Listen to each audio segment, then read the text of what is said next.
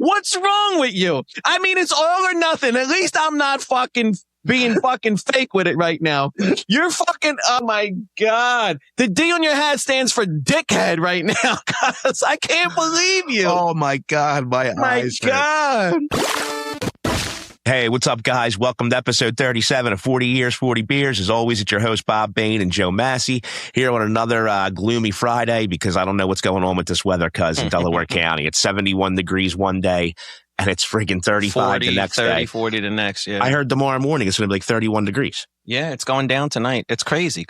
It is. What's going on? We have a couple things planned for this episode, right? But I wanted to, so I think it's like 25, 30 days from season 4 is coming back, right? Less, like 20. Yes. Okay. So we're both huge fans. The whole group chat, I think, is really into from, but you're rewatching, I don't know how far you got, but you're rewatching from the pilot again, right? Trying Correct. to lead up to, so, and you've mentioned to me a million times that you've noticed different things and you're relearning different things and stuff like that. So break it down for me. Where are you at relative to the season 3 finale, and what new stuff have you picked up? So right now I'm on episode 4 of season 2. Okay, season 2. Okay, so I've gotten all through season 1, and it's amazing how if you just sit there and listen to what's going on now, right? Because now that you know what's happened up until the end of season 3, and we know that Tabitha and Jade are reincarnates of basically the parents who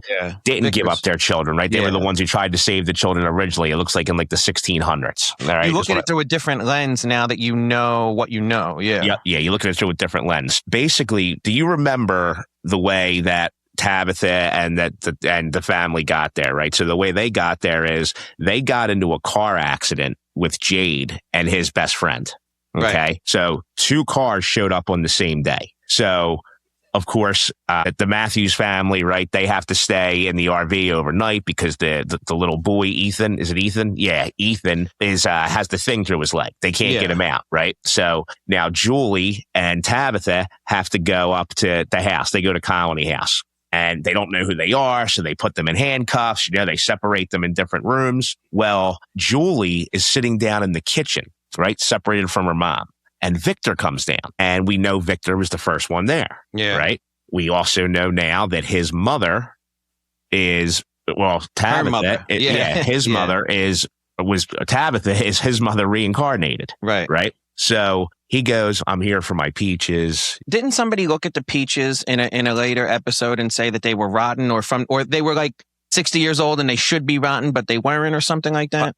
Possibly. I can't remember that. But okay, go ahead. I'm sure something like that might have happened. So he looks at the peaches. He's looking at her, and all of a sudden he's just like, you were in the car accident today. 2 cars got here today, he says, basically. And this is the way he's just like, you know how he is. He's like, so 2 cars got here today. That hasn't happened in a really long time. That's really special. And you're just like, holy shit. Then Christopher, okay? Remember Christopher. So Jade is the reincarnate of Christopher. Yeah, Christopher was the old guy, kind of big with the white hair, right?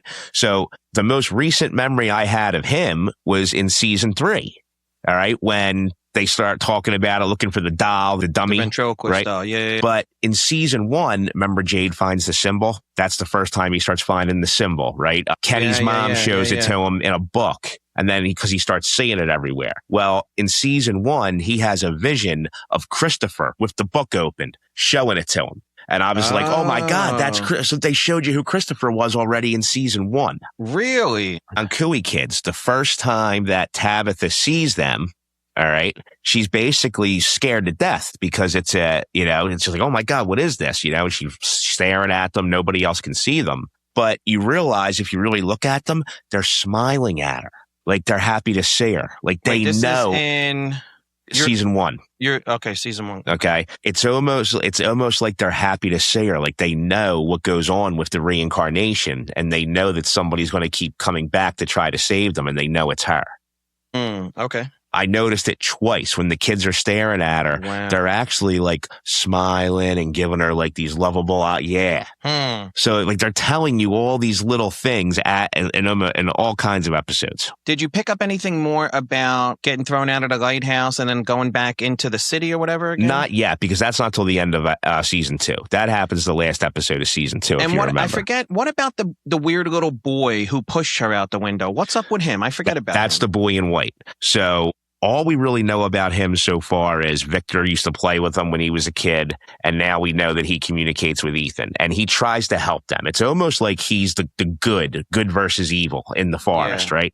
He represents the good, and what we know so far is that the man in yellow probably... I was going to say, Curious George, the man in the yellow hat. Yeah, he's the bad version of the boy in white. But here's what else I totally forgot about, right? So obviously the monsters are friggin' insane, out of their mind. They rip your guts out. Like every time somebody's killed, it's like they've literally ripped out every part of their insides and has their rib cage split open. So do you remember when Boyd went through the far away tree, right, with Sarah, when they were in the woods trying to see how far it went, this is like in the early season 1. And the tent got drug all through the forest. Correct. Right. So now they're trying to get out of the woods, and Boyd got bit by the spiders, that he stepped in. Yeah.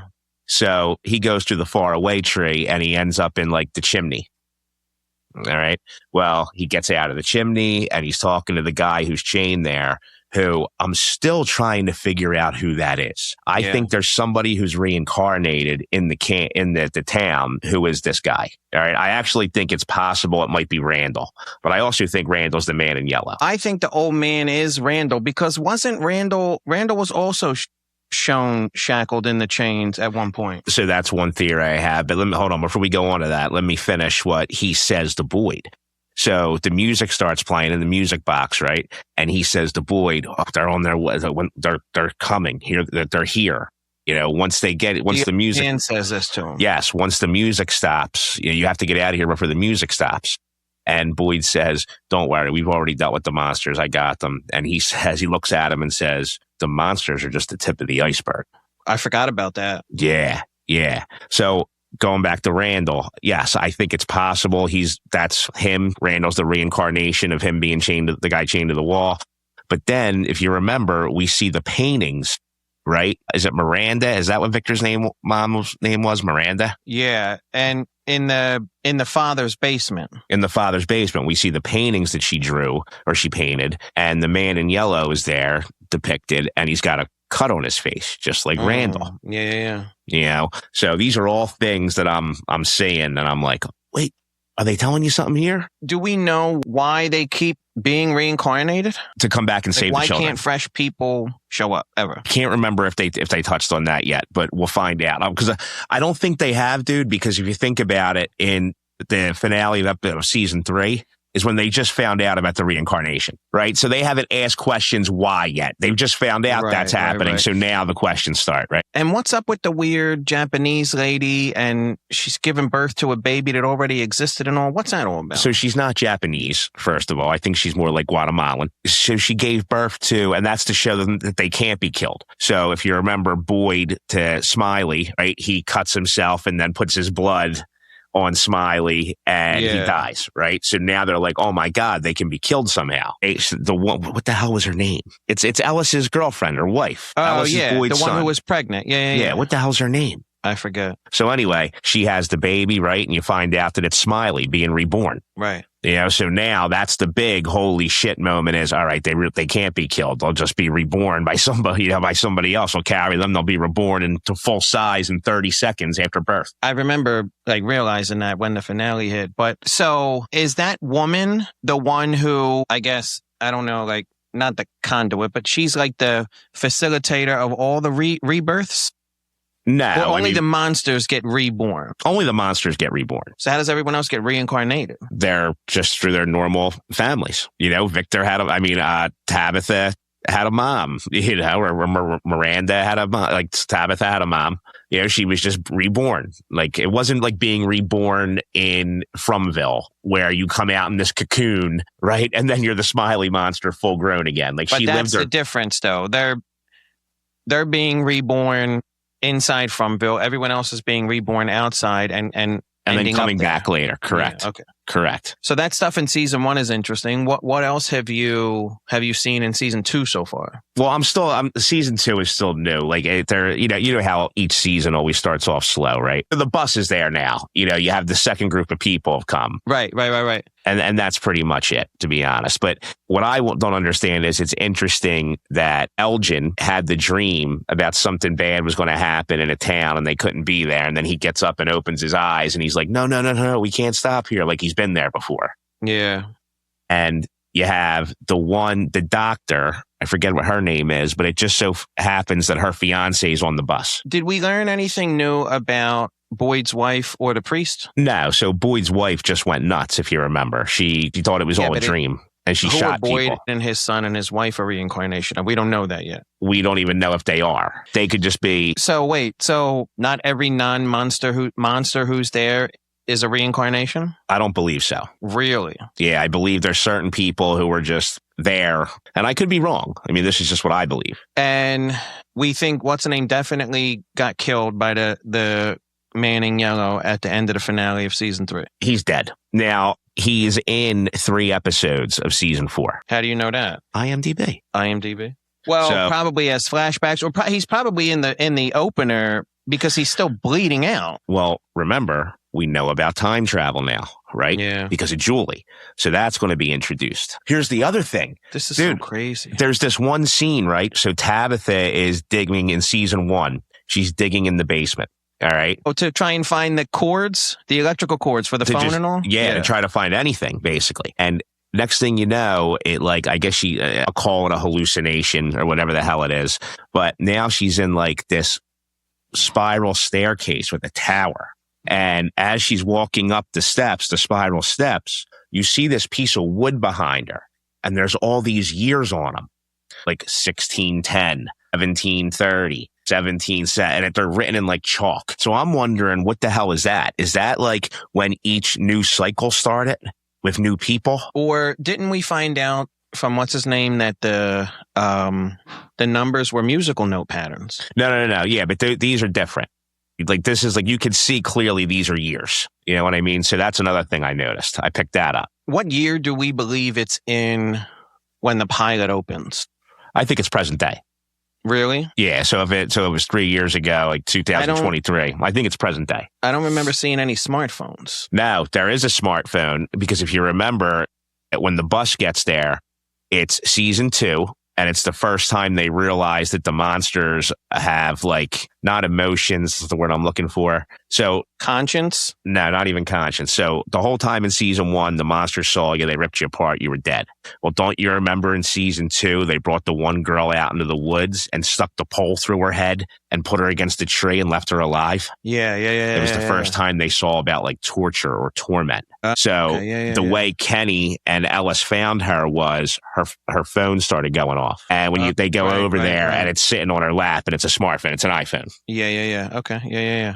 I forgot about her. The chick at the tree. She was sitting down with the thing through her head. Yeah.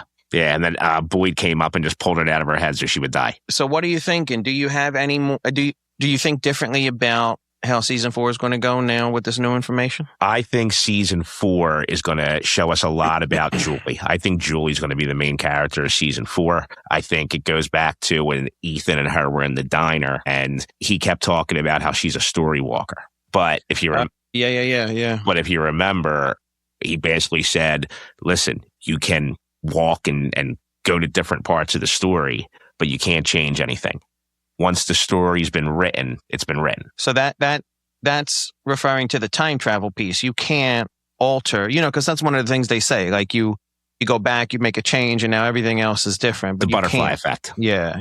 Right. But he's saying, at least she, maybe not everyone, but at least she doesn't have the ability to do that. Well, it sounds like from me when they're having that conversation that he's saying nobody does. Okay. Because remember how he always refers to everything as a quest, right? And a journey. He's like, I think we're on a quest.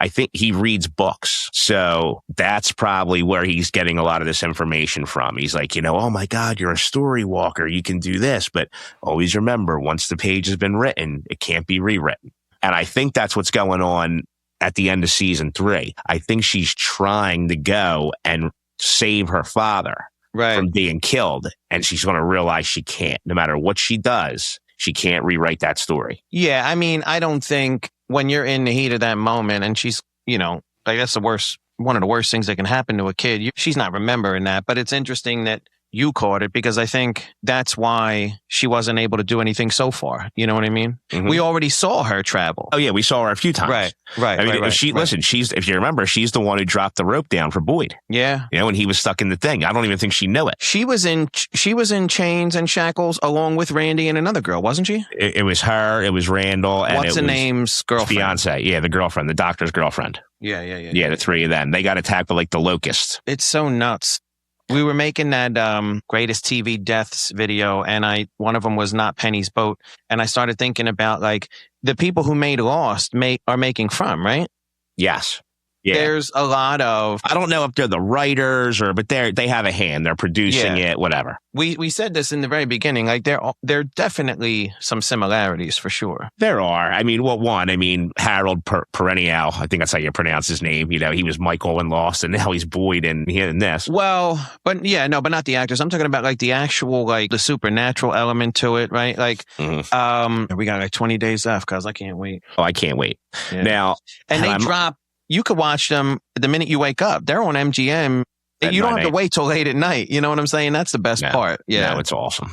You can knock one of them out over a cup of coffee before everybody wakes up. Now, one thing I'm thinking is, and I'm not going to be able to do this, so I wait for like 3 or 4 episodes to pile up. And then... That's how Uncle Dave gets down. He loves to... You know what he does? He'll rewatch the previous episode before the new episode of everything. That's what you were saying. I remember you saying that. I don't have enough time for that. But you can't wait. And dude, what's funny is, talk about it. If you remember, I was the first one who came across this show. I was like going through. Yeah, I came in late. I was like toggling through, and I'm like, "From what the hell is this?" And then it had 100% score on Rotten Tomatoes. Yeah. I was like, all right. I was like, if they have it, I was like, Rotten Tomatoes don't lie. Some of those people are ruthless in those reviews. That was the beautiful thing about coming in late. I was able to do all of the first 2 seasons binge watch. And then I was like, I rolled right into season 3. But season 3, I had to watch in real time. Dude, I got to tell you this. So a buddy of mine is going to Disney World on Sunday. Really? Yeah, I think he's got 4 or 5 kids. I can't remember. So he's telling me, I was like, oh, dude, it's not a vacation. Just so you know, like Disney World is not a vacation. Not if they're young. It is. If they're in college, maybe. Oh, yeah. I mean, but it's friggin' work. It is a ton of work. And he was like, I know. We go all the time. He's like, I have to be running around on vacation. I can't be like going to the Outer Banks and sitting on the beach all day. And I'm like, oh, dude, I can do that for 7 days straight with no problem. So it got me thinking, do you remember when we were kids, right, on Sundays? Disney used to have this thing called The Wonderful World of Disney. Yes. Yeah. And there were all kinds of, like, if I remember, like, sometimes they were series, right? Like, you'd have like maybe like 2 or 3 weeks where it was like the same thing. Yeah. Or they'd have movies. Do you remember that? Yeah, I do. Isn't that the first time we saw like the Return to Oz? Hold on. Yeah. Return to Oz, TikTok, and Fairuza Balk, right? Or whatever the hell her name is. Fairuza Balk. Jack-o'-lantern or something like that. Yeah, and Oz is all fucked up. Yeah. They come back and like the Wheelers. Is that what they were called? The Wheelers, yeah. The Wheelers, the Wheelies? That version of the monkeys, correct. Yeah. Dude, I remember seeing that as a kid because that was probably like, God, was that like 1986, 1987? It was a little creepy, dog. Yeah, it was. Yeah. I remember seeing it and I was like, what the fuck's going on? Why is the Yellow Brick Road all fucked up? I would think young kids would get scared by the original monkeys and maybe the original Wicked Witch, but like it was way more Tim Burton-ish, like way darker than the original was, for sure. It was. I wonder if it was a Tim Burton. I don't know. Let's look that up. I want to see what year it was, too. It's 1985. Director was Walter Murch. And this was actually, it was adapted. I mean, it's from a book. Frank Baum wrote a story basically. Right. Yeah. And it's from The Marvelous Land of Oz. I mean, I loved it. I thought it was a great, like, as a kid, you think it's part 2, right? I mean, it's got the word return in it. You know what I'm saying? Like, I loved it. Well, if you remember, the Scarecrow was back in it, right? Toto was in it. The Scarecrow is the king. So Well, at the no. end. So he becomes the king, but Right. their fight, the villain, so to speak, isn't the wizard like it was in the original. It's like Correct. the gnome king or something Yeah. like that. I just remember They're flying on the bed with like a moose head or something, weren't they? I don't remember that. The only movie I remember as a kid, Disney movie, and I don't even know if this is part of the Wonderful World of Disney or Wide World of Disney, whatever. I think it had multiple names actually. Yeah. The franchise was Bed Knobs and Broomsticks. That's the only time I remember them with flying Angela on a bed. Lansbury. Bed Knobs and Dude. Broomsticks was a classic. Dude, that was my shit. Cause Yeah. what was the something commotion or something? They had Yeah. some kind of spell they had to get. And Dude, what was crazy that is was crazy. all these movies back then, the Disney movies, they always were like around World War II. You know, like Was that one of the first times a human was with a cartoon? It couldn't have been. I don't know. That's an interesting question. I mean, that was one of a huge part of my growing up was Bed Knobs and Broomsticks. I loved that. The Return, Pete Dragon. When you talk about cartoon and humans, Pete Dragon was another big one. Peach Dragon was awesome. It's funny. I was like, you think it's Puff the Magic Dragon, but that was just a song. Right. Yeah. But yeah, Peach Dragon was awesome. What else? Like, I don't know if like Who Framed Roger Rabbit and like Honey, I Shrunk the Kids series or the franchise rather. I think they're part of it too, right?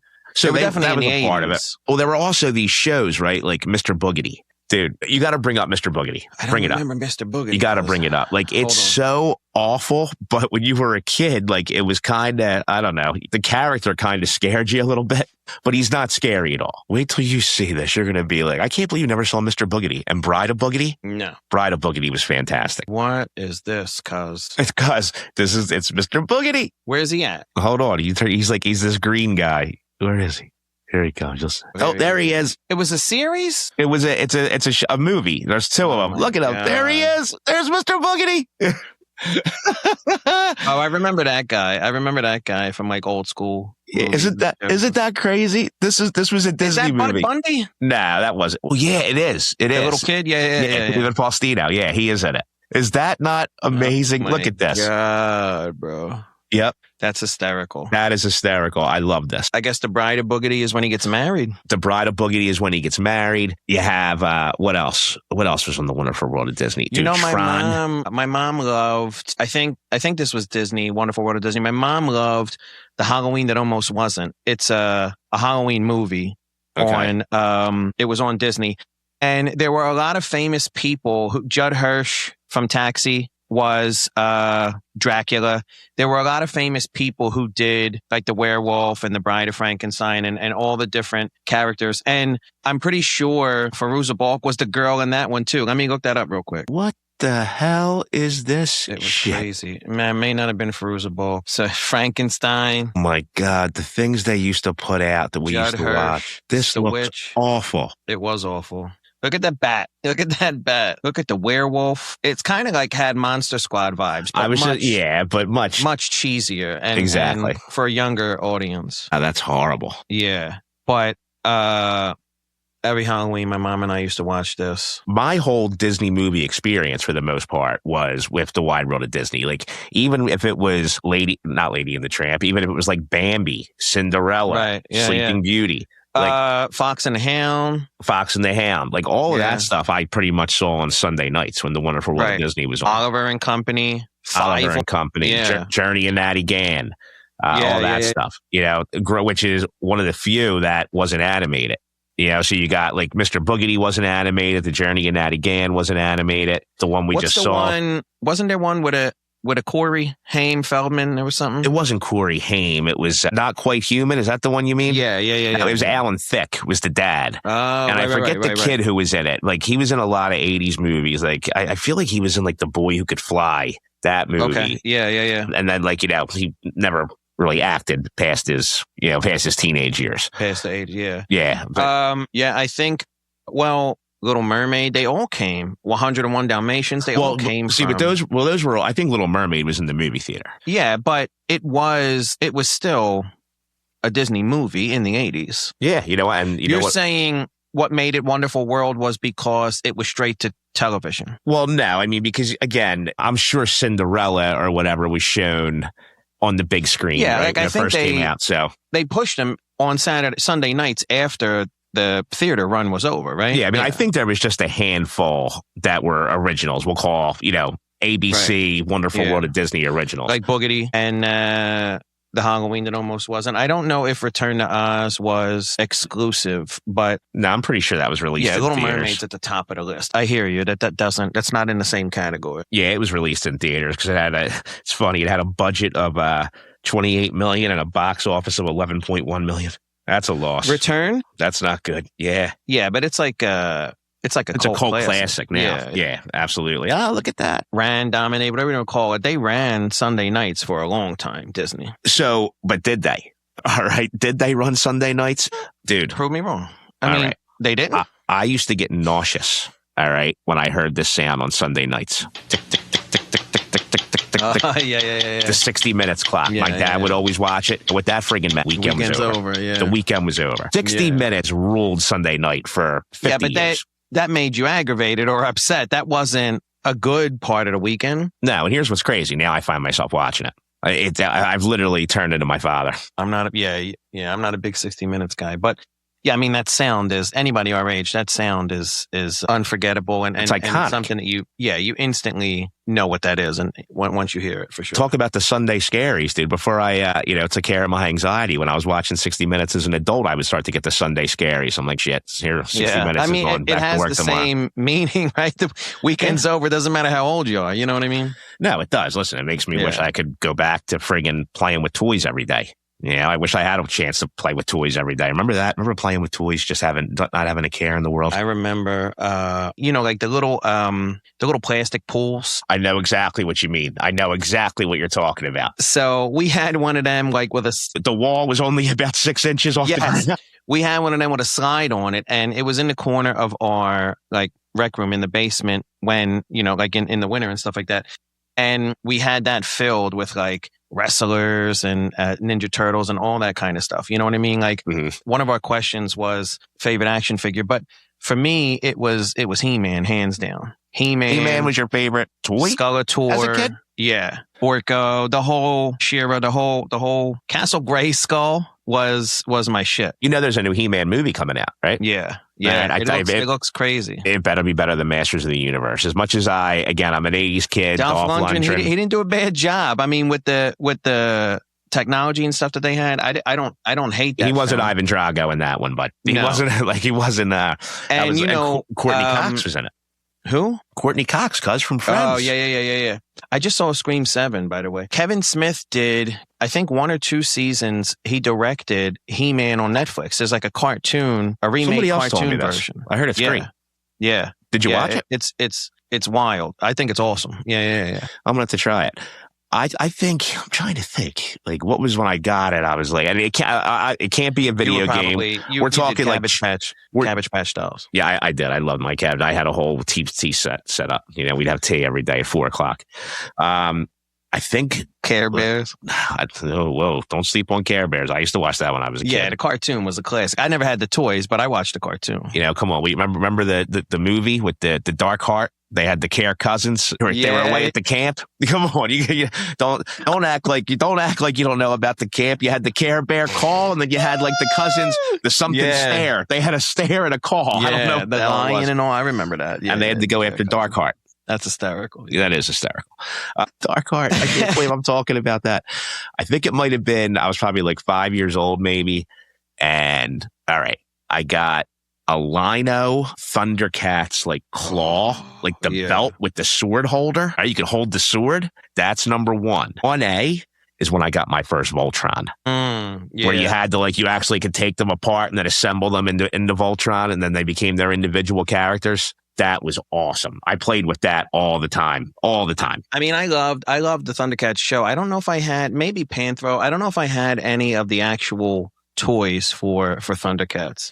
But so G.I. Joe's a strong number 2. Did I tell you how angry I was? So going through the rabbit hole, I was looking up Thundercat stuff one time, and then all of a sudden, a week or 2 later, this live action trailer comes up. Oh, with Vin Diesel, and I'm just that's not true, cuz. I was so excited, and then of course I didn't read the whole thing, and it's concept trailer. I almost threw my phone across the wall, into the wall. I was so angry I wish that version would get made. That existed long before AI was even a thing. So I don't know who did that, but they did a fantastic job. Did you know there's a live action Voltron being made? Really? Yeah, James Carville. I mean, after what's his name? Michael Bay.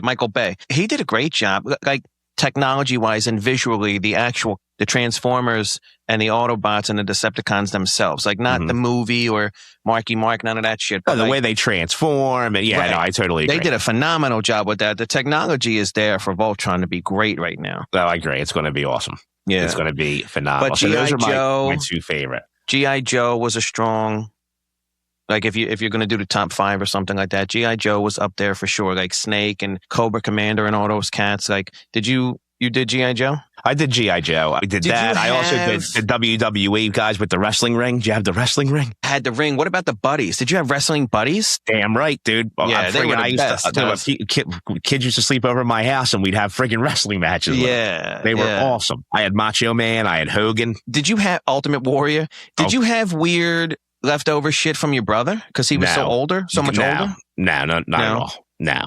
The stuff my brother and sister had, I mean, wouldn't have translated. My sister, I mean, shit, dude, they were playing with toys in the early to mid 70s. But I mean, like, what did your mom threw them out? They weren't there when you got old enough? No, maybe she gave them to somebody else. Who knows? I have no idea. I thought that would have been cool to see, like, what a decade and a half later, what they had. You know what I mean? Yeah, no, I have no idea.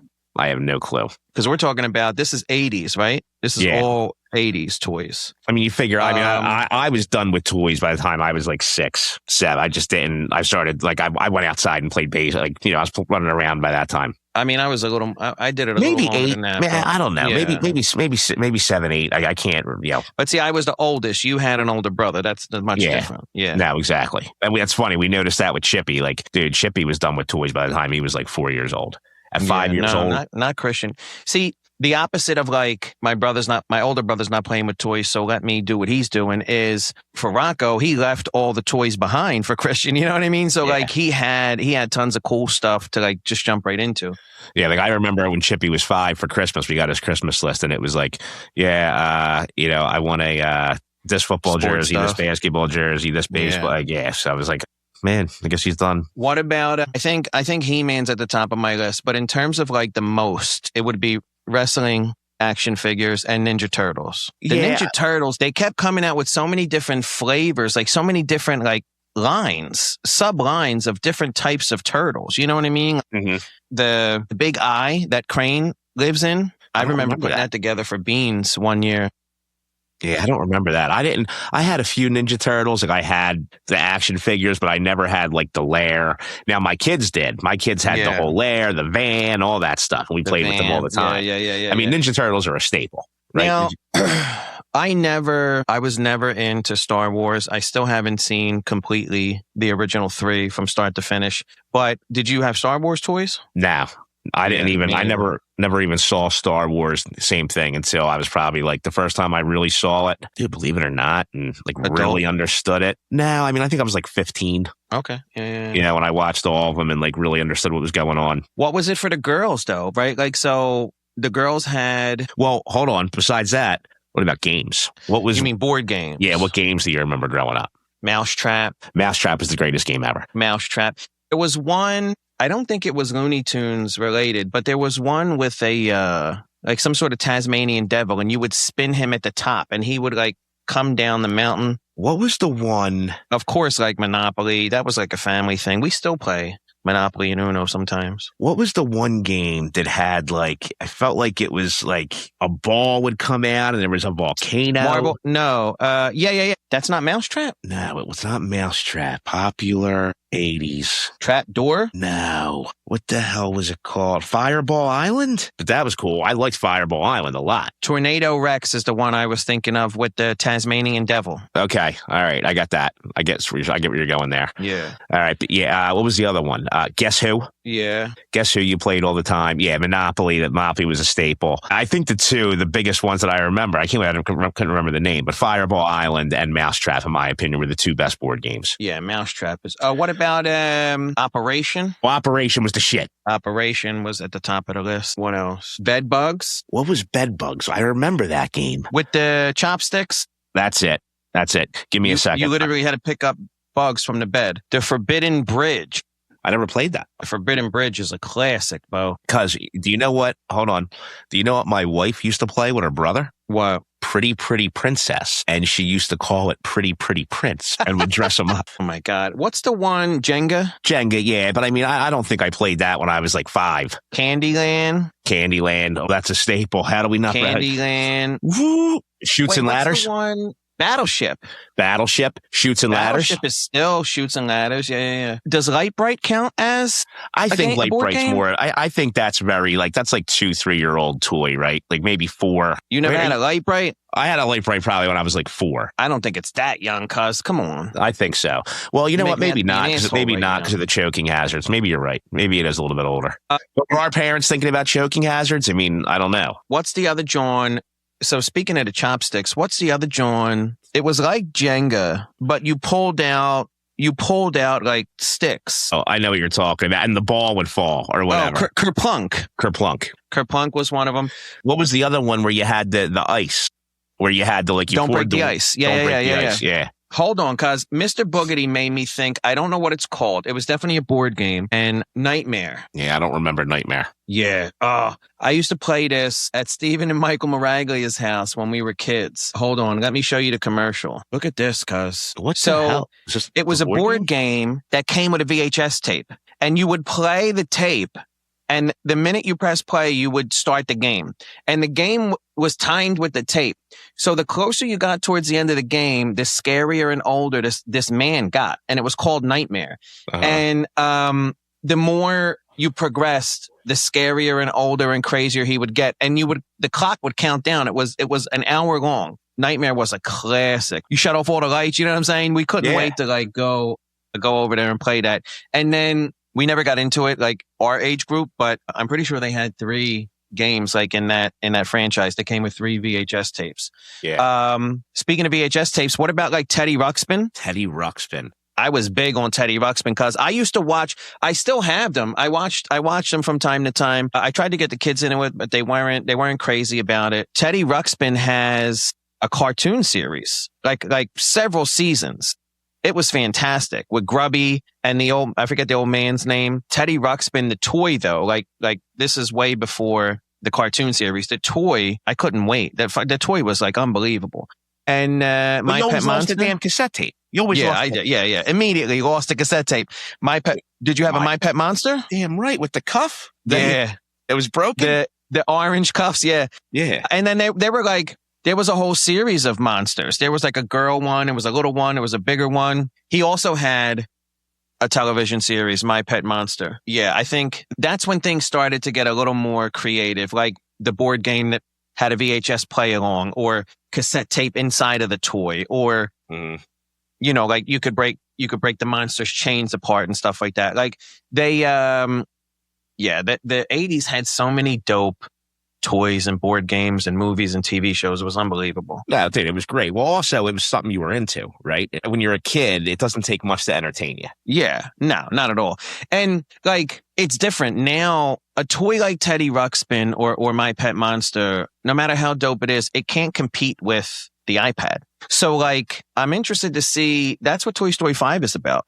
All the toys, you know how like in Toy Story 1, it was Woody was concerned about Buzz. And then, they progress. And then like in 3, they were switching to a different kid, right? Mm-hmm. They were going from Andy to Bonnie. And then, but in 5, Bonnie gets an iPad and the kids, the toys are all worked up that she's going to forget about them for the iPad. Like that was the thing for us. You didn't have anything else but to put that cassette tape in Teddy Ruxpin and hit play for the next hour or whatever it was. You know what I mean? Like there was nothing else to occupy yourself if you couldn't go outside. So remember the coolest thing that ever came out was it called the Talk Boy that was on Home Alone 2 where he could record himself and then slow it down so he sounded like it was his dad. Yeah. Remember when that Keep the change, you filthy animal. Yeah. No. He was like, I'd like an extra large room, please. With a king-size bed. Was the Chucky doll ever released in stores? I don't remember. I don't know anybody who ever had one. I'm sure it was. So. I'm sure it was. Why wouldn't it be? Why wouldn't the studio capitalize off that? I feel like boys had way better shit in the 80s than girls. What did the girls have? Not Little Red Riding Hood. Barbie and My Little Pony. My Little Pony, Cabbage Patch Kids. Yeah, I guess Cabbage Patch Kids. But they had boys too. But that's a girl thing. I mean, I wasn't playing with them. I don't know any boys were playing with Cabbage Patch Kids. Were the Care Bears the boy version of My Little Pony? Or was Care Bears also girls? I think Care Bears was also girls. I didn't mind the cartoons until I was, I went up, I was like 6, 7 years old, and I stopped watching it, obviously. Right. But I never had the toy. Same. I watched the cartoon and the movie, but I never had a bear toy. But we had so many better shit than that's it. Like, I mean, don't get me wrong. They're still making Barbies to this day, but. Oh, absolutely. Barbie was a smash hit. Like, she could carry the female line for sure, but like we had way more options than the girls did. Well, here's the thing. The girls had limited brands, right? So to speak. Like, yeah, you had the three. You had My Little Pony, you had Barbie, you had Cabbage Patch Kids, but they all had a ridiculous amount of accessories. Yeah. And right. Barbie and My Little Pony are still active today. They had a huge run. Yeah. Like it was almost like the Ninja Turtles for boys, right? So you got Correct. The Ninja Turtles, then you had to get the lair, then you had to get the house, then you had to get the sewers, then you had all that stuff. He-Man was always, and the Turtles had movies. The Turtles movies and cartoon were far better than anything He-Man or G.I. Joe. I don't know. I think the G.I. Joe cartoon was dope, but I definitely think if you're comparing cartoons that came from toys, Ninja Turtles takes the cake for boys. So I actually just remembered I had a Castle Grayskull as well. Yeah. Castle Grayskull was the shit, dog. Yeah, I had one of those. Yeah, I think, the girls had a stronger run. My Little Pony, I remember Julia's 14. I remember when she was a kid, we were watching My Little Pony. Like, absolutely. It was...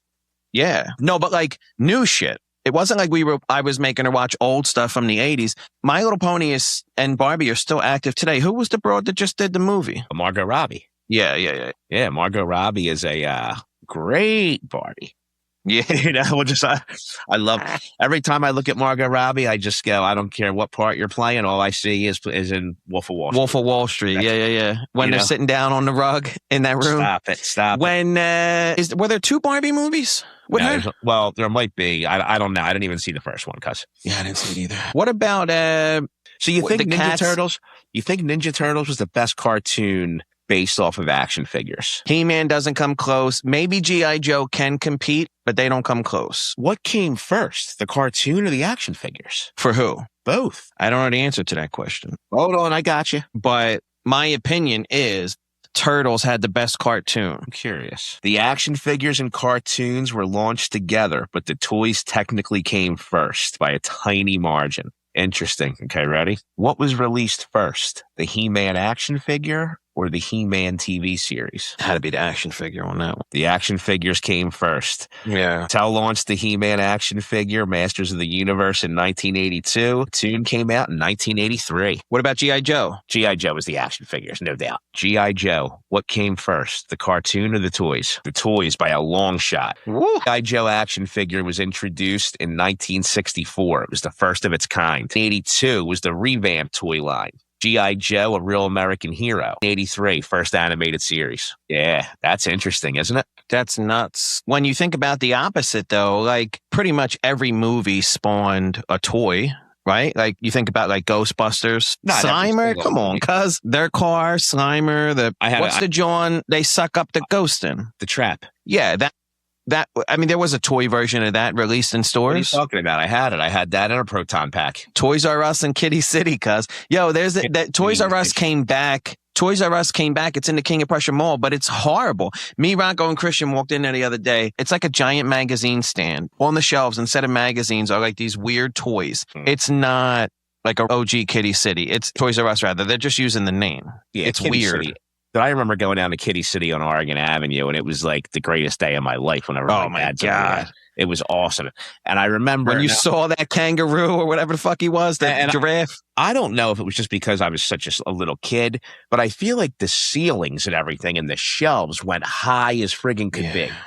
Like, I just feel like the whole warehouse or whatever it was, the store in general was just gigantic. What about Hot Wheels and Matchbox? Were they part of the toys? Yeah, the Hot Wheels tracks. Holy shit. How about when you finally figured out you could go upside down? Yeah. When they came out with the loops. And it never friggin' worked. The car always fucking fell off. That's another... Hot Wheels are still around today. Hot Wheels are cool. I remember the cool thing was when you had like the car, like the button cars on the track. Yeah. And you would have to slow down and then go around. You know what I mean? That was really cool. You had that little tiny controller on the wire. Yeah. Yeah, I like that. It kind of reminded me what the hell? Was that at the zoo? What was the place, or maybe that was Clementon Park? Where could you go when they had the boats on the water and the wheels were around the side of the lake and you could drive there? Yeah. Where was that? I think it was Clementon Park. I can't remember. That's a great episode segment. Clementon Park. Clementon Park kind of sucked. No, I mean, like, recurring class trips would be the segment. Okay. Clementon Park's just one of them. Clementon Park doesn't exist for anybody outside of the tri-state area, but like recurring class trips. Remember when we went to New York and we couldn't get dinner and we fucked around and had to stop at Bob's Big Boy or something? Yeah. And are you on the 8th grade trip? Yeah. I do remember that. That was. I'm saying like that's the idea, is like class trips in general and like field trips in general and stuff like that. Oh, by the way, I got something for your ass. So this little girl, this kid on Colton, Nick's, this kid on Chippy's baseball team. He has a little sister. I think she's 4 or 5, and she was talking about getting water ice the other day. And I was like, "Oh, what kind of water ice should I get?" She was like, "Cherry." I said, "All right, you get pretzels." She was like, "Yeah." I said, "Take the pretzel and dip it in the fucking water ice." Did you do that? Were you a pretzel dipper into the water ice? My aunt owns Pops, cuz of course I fucking did that. Oh, God, we should go right now.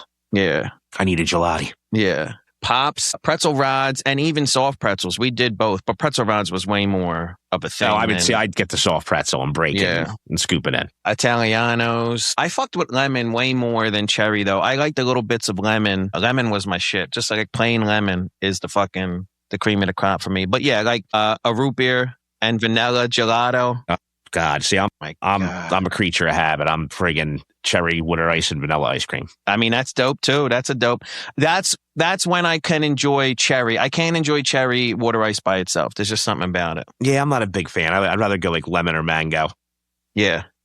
Yeah, I'm a lemon guy. Root beer, water ice, and vanilla ice cream was my dad's favorite. Yeah, I'll definitely fucks with a chocolate if it has some chocolate. I worked at Pops for a little bit one summer. Oh God, you were probably sticking your whole hand in the. Remember when I had the TV and couch in the garage with the pool table, like that era? I worked at Pops as a part-time job on nights and weekends, like around that time. I forget when it was, but I was there for a couple months. Please tell me that you're following what's going on with this crazy broad from the Mormon show. No, I have no idea what you're talking about. The Bachelorette? You know what the Bachelorette is? Yeah, I mean, there's like 40 different flavors of the Bachelorette, ain't there? It's insane how many seasons there are. They're on season like friggin' 165, and it's only been around for 20 years. They do like 8 seasons.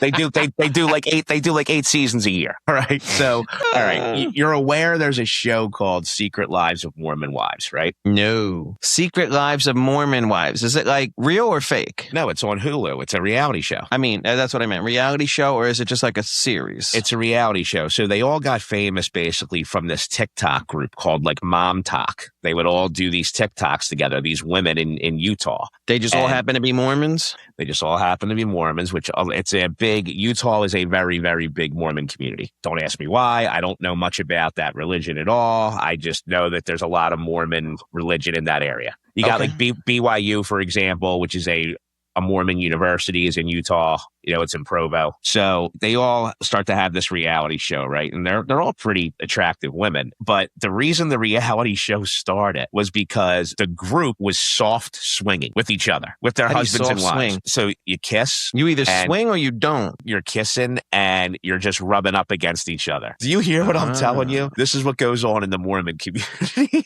Do you hear what I'm telling you? But aren't the Mormons allowed to have multiple wives? So I think that's called fundamentalist. Like, I don't think that's the true religion of Mormonism. I think that's like the people who broke from the traditional sect, they call it. And they're like more kind of cultish. Yeah, but if you're soft fucking swinging, like you broke off, didn't you? You didn't break off. That's just cheating in the traditional Mormon church. They have one wife. God. They don't in the real Mormon church, like the Jesus Christ of Latter-day Saints, they don't practice polygamy. They practice monogamy. Okay. But like Big Love, is that what you're talking about? The show Big Love? Yeah. That's, don't you remember they had to like they were living on a compound and like it was a big deal, like that they had 3 wives and they could never act that way. Yeah.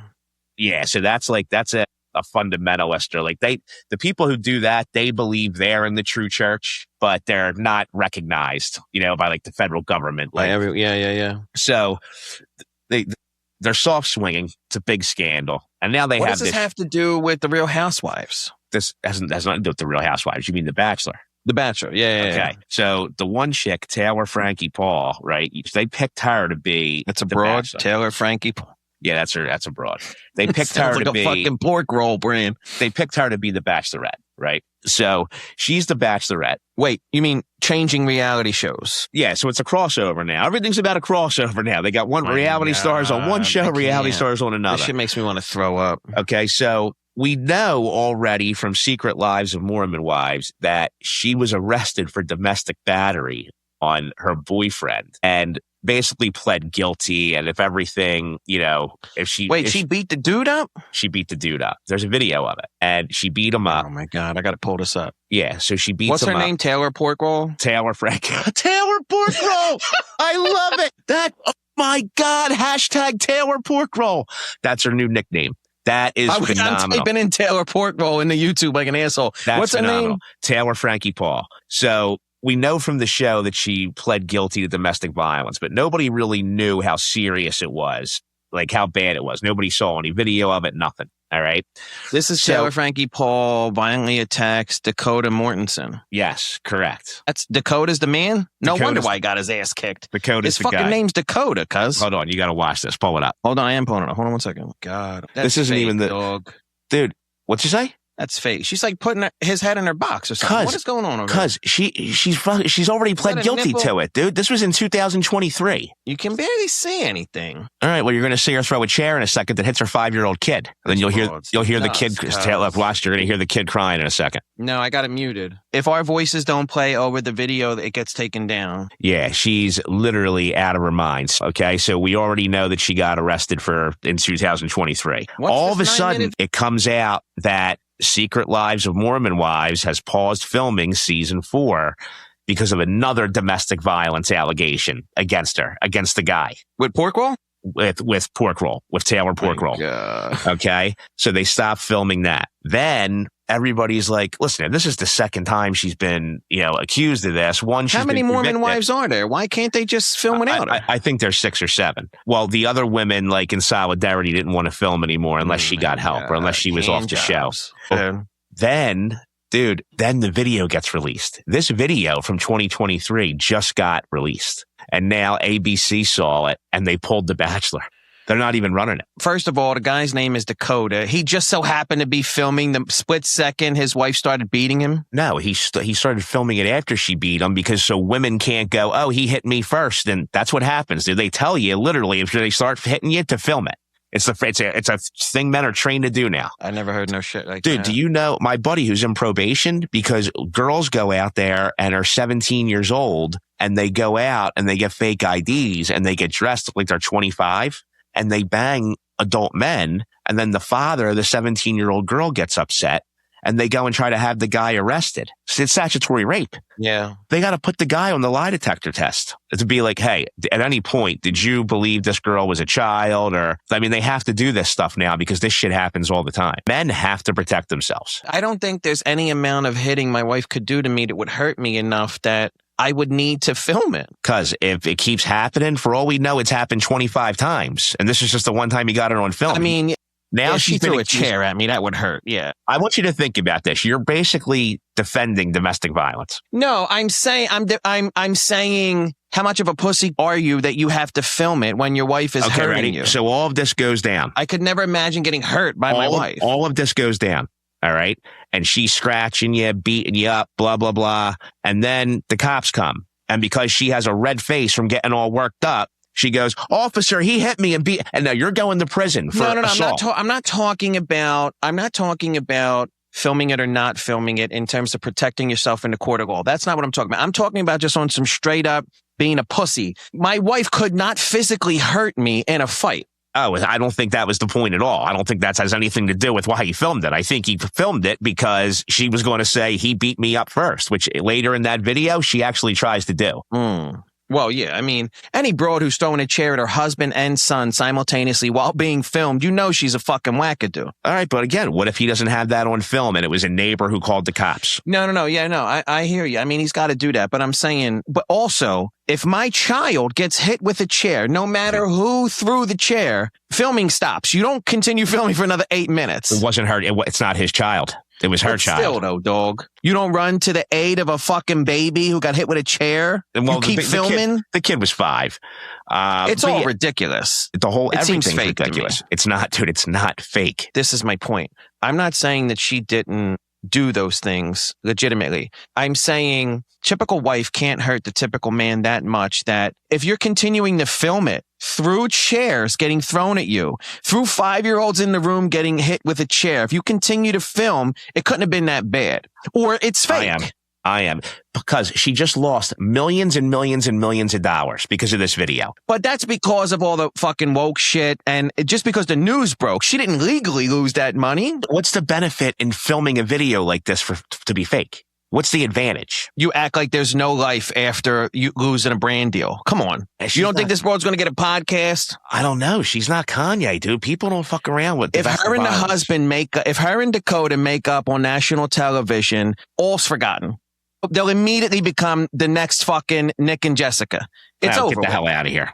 I'm telling you. You act like the internet's got a fucking huge memory. I want to reach through the screen and these motherfuckers kiss and make up. She's going to come out of rehab. She's going to be a completely different person. They're going to get rid of all the fucking chairs in their house. They're going to get remarried or renew their vows, and it's all going to be over with. What's she going to big fucking... Listen to me. This is what I'm saying. What is she going to anger rehab? Is that what you're saying? You can't... with Jack Nicholson and fucking Adam Sandler. You can't have a phenomenal, televised, lucrative reunion if you don't have a big blow up. I guarantee I'm going out on a limb and saying within the next 3 years, I guarantee these motherfuckers renew their vows on national television and become the next big couple. I'll take that bet. Listeners, please tell us $100. C-note. I'll bet you a C-note. I'll bet you a C-note. What is it? This is it's 2:41 p.m. on Friday, March 27th. All right. Who is this? New podcast. Who this? Yeah. We bet $100. All right. $100. All right. $100. 3-year clock is ticking. She's not going to do anything more. They're not getting back together. You don't know what the hell you're talking about. You think everything is a conspiracy. You probably think somebody didn't walk on the moon. What I just said is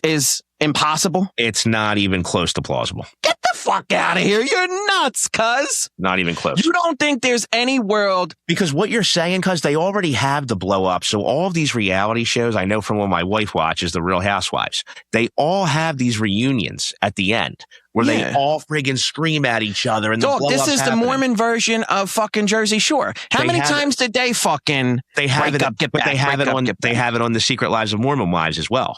They don't need to manipulate it. They don't need to plan it.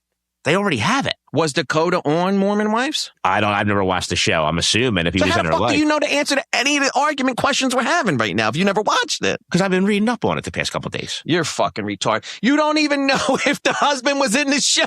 How much reading did you do? I don't even know if he's the husband. $100, cuz. That's all I gotta say. I don't know if he's the husband. He might just be the boyfriend. And the VIG starts today. Just interest. It's going to be $600 by the time the clock runs out. You're fucking crazy. She's just a maniac. She's a goddamn maniac who beats. She's a friggin' male abuser. How many men are sitting in jail right now for domestic violence that it was probably the girl who did it? I'm not saying don't capture enough footage to protect yourself. Once you get hit with a chair, that's enough. You don't have to film for another 9 minutes. Is there any scenario where a 5-year-old gets hit with a chair in the same room you're in and you don't run immediately over to him? Maybe he did. If you actually watch the whole thing, like 4 seconds after the kid gets hit, now it cuts to when the cops are there. So it's not 8 more minutes of him just sitting there arguing with her. Like it shows her getting arrested. It shows the cops talking to her. This bitch is nuts. Yeah, she's out of her mind. And here's the best part. ABC. So wait, if this happened in 23, why are we talking about it right now?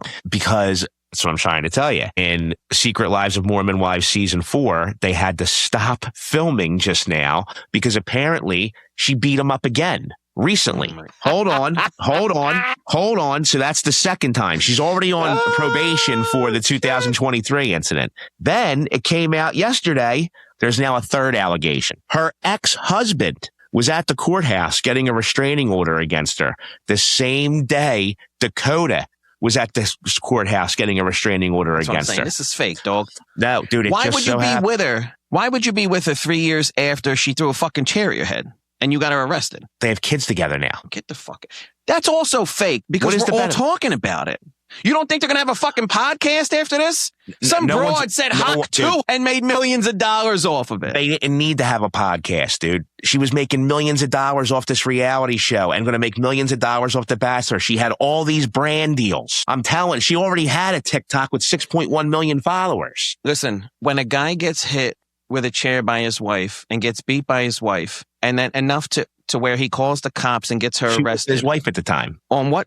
Huh? She was his girlfriend at the time. Even worse. Or no, maybe she was. Maybe they were never married. Maybe they were never married. And stay with her for another 3 years. Maybe they were never married. I don't know. I got to figure that out. If they were married, my point is just people become stronger. Because people do it all the time. You don't know about what people's psyche is like. You know what I mean? Like people have That's fucking ridiculous. Because some people think it's ridiculous for people to have anxiety. Some people think it's ridiculous. You know what I mean? Like, how many women stay with guys how many women stay with guys who abuse them? How many? Hundreds of thousands. A man can't do it. That's what you're saying. It can't be. That's like saying a man can't. You're basically saying that's what you're basically saying a man can't be abused. No, I'm not saying a man. I'm not saying a man can't be abused. I'm saying the threshold for a man to stay after something like that is much, much lower than a woman staying. I don't disagree with you. What I'm saying is, if let's say there's hundreds of thousands of women who it's stay, extremely much more difficult for a man to get hurt by his girlfriend than the opposite. No, that's not the argument. The argument is there are men who are weak-minded who get abused by their significant other and don't leave. That's crazy. It's not a zero-sum game. It's not that there should be no man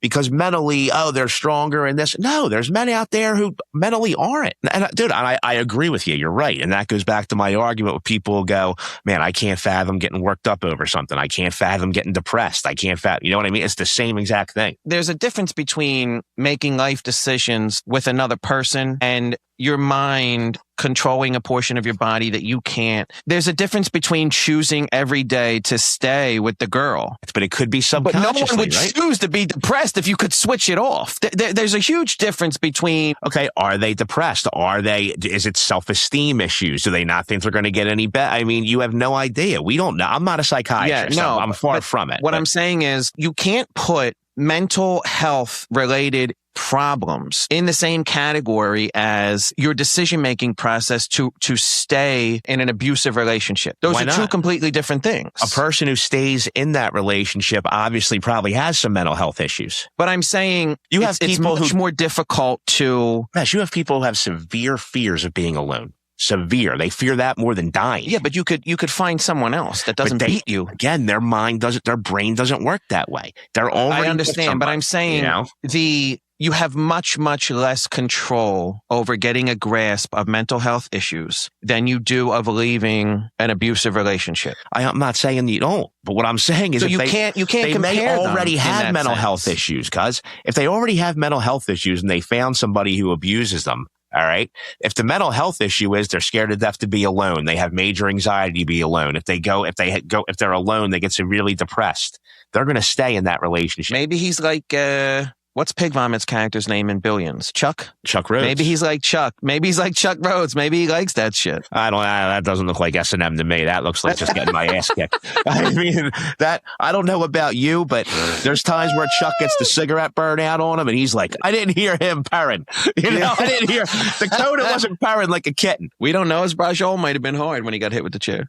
Maybe he was. I agree that 95% of men, right, would be like, what the hell are you doing beating me up? I'm leaving. But you got to concede there's a 5% chance there's some men out there who don't leave that situation. I guess, but I'm saying like when you zoom out and look at all of this stuff together, you didn't see any of this odd behavior from this broad for 4 fucking years on the first reality show. Well, this is all a complete shock to the world that she's like this. That's what we're saying. That's what ABC said. Oh, we didn't know anything about all this stuff. That's what I'm saying. Like, motherfuckers, you put her on because it was controversial. I'm not saying that Dakota Fanning and and Taylor Porkroll were the ones who created this fake scenario. I'm saying this all seems quite unbelievable when you zoom out. No one saw any of this behavior for the first 4 years on Mormon Wives. Oh, dude, no. She's a complete maniac. She's always the guy's name is Dakota. He doesn't put the camera down when the baby gets hit with the chair. He lets this footage get released. And then it happens again 3 years later. Yeah, I think you're turning into like one of these QAnon people with these conspiracy theories. Oh, here you go, QAnon. I'm always going to go back to what is the benefit? They've lost everything. I mean, literally, she's probably hundreds of thousands of dollars a month in brand deals now. They're done. They're done with her. Like, there's no benefit to it. Kanye lost tons of brand deals. He's still a billionaire. There's no...